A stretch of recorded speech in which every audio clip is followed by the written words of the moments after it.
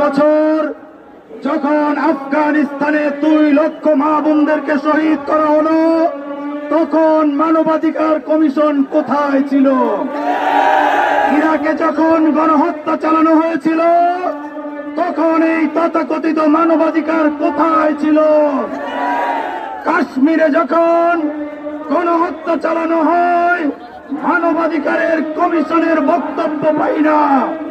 আরাকানে যখন রোহিঙ্গা মুসলিম ভাই বোনদের শহীদ করা হয়, এই মানবাধিকার কমিশনের খুঁজে পাওয়া যায় না।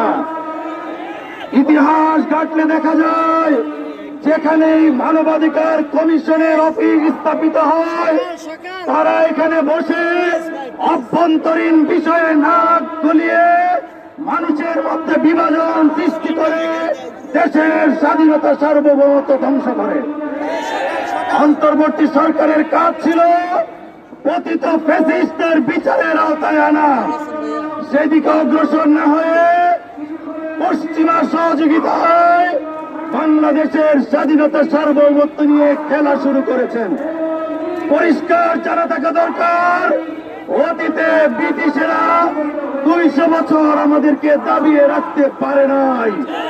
ইউনূস সাহেবের উপর ভর করে যদি আবার আমেরিকা আমাদের উপর চেপে বসতে চায়, তাহলে প্রয়োজনে জীবন দেব, স্বাধীনতা বিসর্জন হতে দেব না।